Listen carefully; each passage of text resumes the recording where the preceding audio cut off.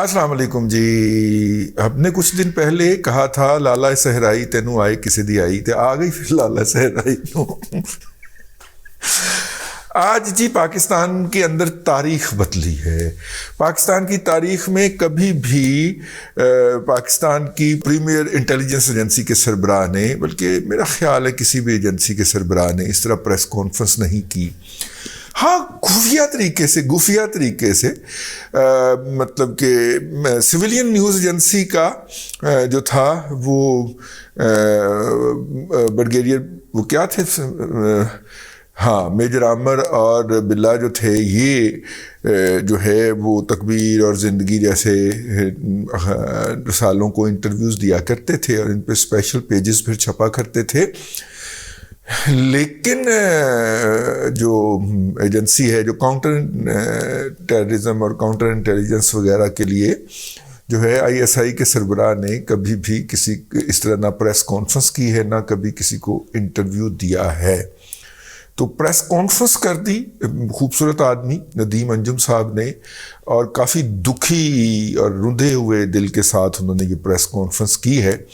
اور وہ باتیں جو کہ ہم جیسے ولاگرز جو ہیں یا لوگ جو ہیں وہ اپنے تبصروں کے اندر کہا کرتے تھے، وہ انہوں نے پاکستان کے تمام میڈیا پہ بیٹھ کے ببانگے دہل کہیں. انہوں نے کہا کہ اگر ہم نیوٹرل ہیں یا اے پولیٹیکل ہیں یا آپ کے بقول جانور ہیں یا میر جعفر اور میر صادق ہیں تو پھر ڈیگی میں چھپ کے کیوں آتے تھے ہمیں ملنے کے لیے. کہ میر جعفر، میر صادق اور غدار کی کیا پس منظر ہے. دیکھیے اس میں دو رائے نہیں ہے کہ آپ کسی کو میر جعفر کہیں، میر صادق کہیں، آپ کے پاس کوئی شواہد نہ ہو تو ظاہری بات ہے اس کی جتنی بھی مذمت کی جائے یہ کم ہے. میں آپ کو کہنا چاہتا ہوں کہ یہ بالکل 100% جھوٹ پہ بنایا گیا نظریہ ہے. لیکن آپ کو یہ پتہ ہونا چاہیے کہ یہ نظریہ بنایا کیوں گیا. یہ میر جعفر کہنا، میر صادق کہنا، غدار کہنا، نیوٹرل کہنا، جانور کہنا اس لیے نہیں ہے کہ میرے ادارے نے، میری ایجنسی نے، آرمی چیف نے غداری کی ہے. یہ اس لیے بھی نہیں ہے کہ انہوں نے کوئی غیر آئینی، غیر قانونی کام کیا ہے. یہ اس لیے ہے کہ ان کے ادارے نے غیر آئینی، غیر قانونی کام کرنے سے انکار کر دیا. ایک طرف منتیں کرتے ہو، پریزیڈنٹ کو درمیان میں ڈالتے ہو اور ملنے کے لیے، ملاقات کے لیے ڈگی میں چھپ کے آتے ہو. ڈگی میں اپنے کو پائی ہو، میں تو دساں کیوں پائی. تو اور دوسری طرف باہر جا کے ہمیں غدار کہتے ہو، میر جعفر، میر صادق کہتے ہو اور جناب جو ہے ہماری طرف تمام اشارے کرتے ہو. میں نے عمران خان صاحب کے یکے از ایڈوائزر اس ٹاپک کے اوپر جب ان سے بات کی، میں نے کہا کہ عمران احمد خان نیازی صاحب یہ کیا بات کرتے ہیں. تو انہوں نے کہا کہ دیکھیں آپ کس مہارت سے بات کرتے ہیں. انہوں نے ابھی تک کسی کا نام تو نہیں لیا. میں نے کہا پاگلا، وہ نام بھی لے، لیکن میرا مطلب ہے اس نے تو امریکہ کا نام بھی نہیں لیا تھا سائفر کے حوالے سے، اور پھر اس نے امریکہ کا نام لے کے کہا نہیں وہ غیر ملک ہے کوئی اور. میرا مطلب ہے کہ ایڈے بھی لولے نہ بنو تسی، کم از کم سانو لولے نہ سمجھو.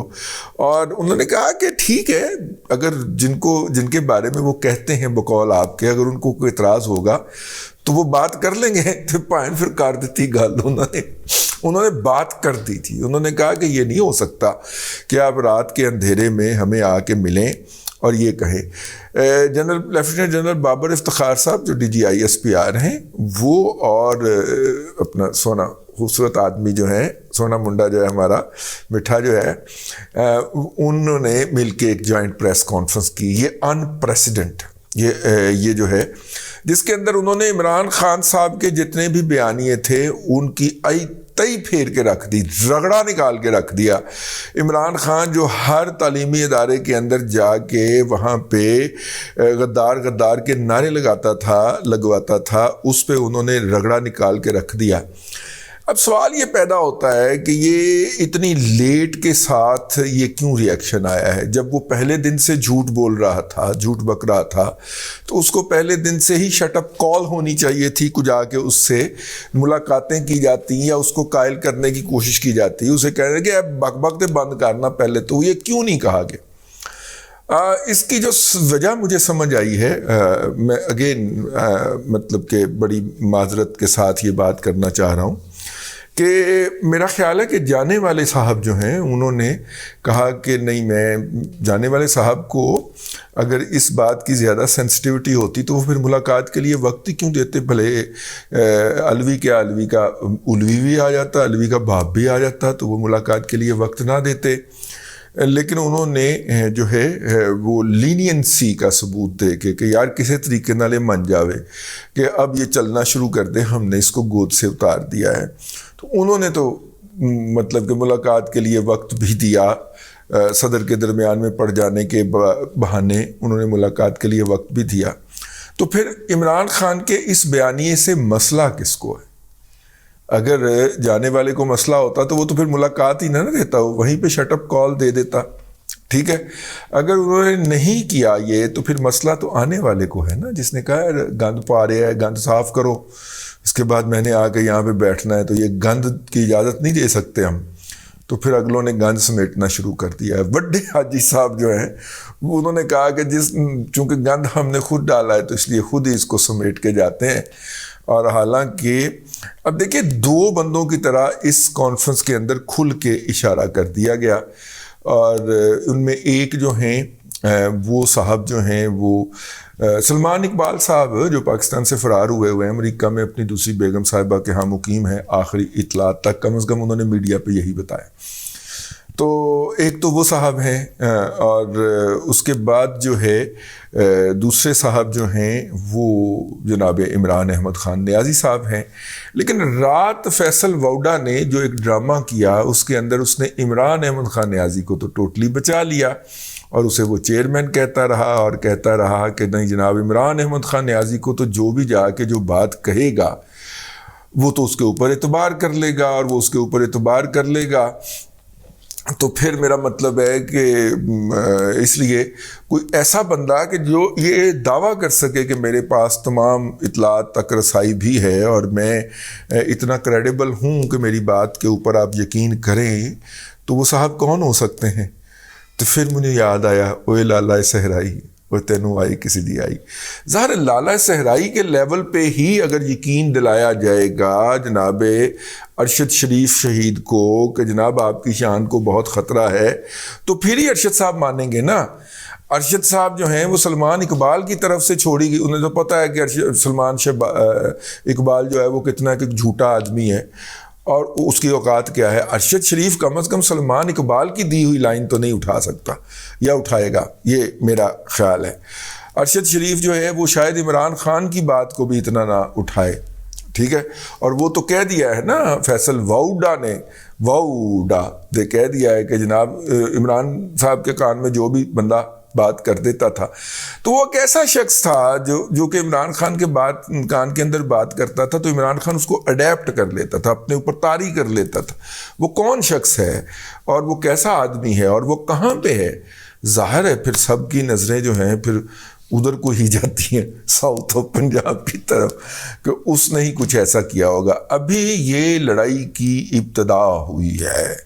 ٹھیک ہے، اور چونکہ وہ آخری گیند تک اور آخری منٹ تک لڑنے کی وہ ارادہ رکھتے ہیں اور انہوں نے پلاننگ کر رکھی ہے اور ان کے یوٹیوبر سے کہلوا رکھا ہے کہ جناب ہم آخری گیند تک لڑیں گے، تو پھر وہ آخری گیند تک لڑنے کے لیے میدان میں آ گئے ہیں. آخری گیند تک جو لڑنے کے لیے وہ میدان میں اترے ہیں تو اس کی وجہ وہی ہے کہ 19 تاریخ کو کسی کی ریٹائرمنٹ ہے اور اناؤنسمنٹ اس کے بعد ہونی ہے.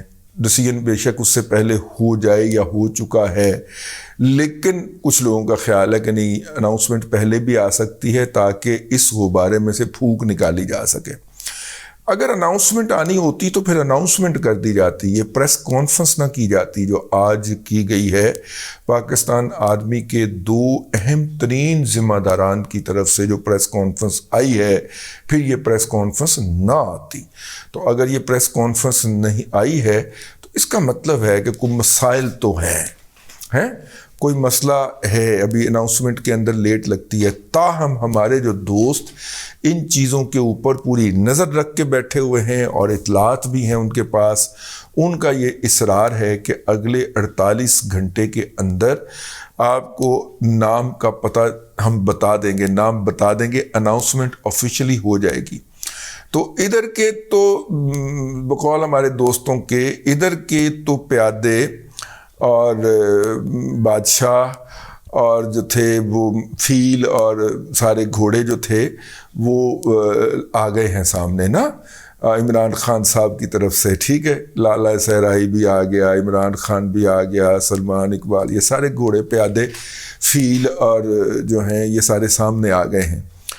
ادھر والوں نے آج صرف اپنے پیادے باہر نکالے ہیں، ٹھیک ہے، بات بڑی سخت ہو گئی ہے، کیونکہ میں جتنا پیار کرتا ہوں سونے منڈے سے یا جتنا ان کا احترام کرتا ہوں، اس کے پیش نظر بات ذرا تھوڑی سی سخت ہو گئی ہے کہ ادھر والوں نے ابھی صرف اپنے پیادے اوپن کیے ہیں، اور اس کا نتیجہ جو ہے وہ کیا نکلا ہے وہ ہم آپ کو بتاتے ہیں اگلے ولاگ کے اندر۔ لیکن اپنا اس موقع کے اوپر، اس اہم موقع کے اوپر جس طرح پی ٹی آئی کی سوشل میڈیا ٹیم کے اوپر مردنی چھائی ہے، اور جس طرح سے پٹواریوں کی صفوں کے اندر ایک خوشی کی لہر دوڑ گئی ہے، اور دھرنے میں کیا دھمالیں ڈلنی ہیں یا مارچ میں کیا دھمالیں ڈلنی ہیں جو ادھر دھمالیں پڑنی شروع ہو گئی ہیں، لیکن پٹواریوں اینی جلدی چپس نہیں خریدنی، اور نہ ہی کوک کا بڑا پیکٹ 2.25 لیٹر لے کے آنا ہے، تو اس نے پیٹ منگوا لینے باقاعدہ، بلکہ ابھی تو پارٹی شروع ہوئی ہے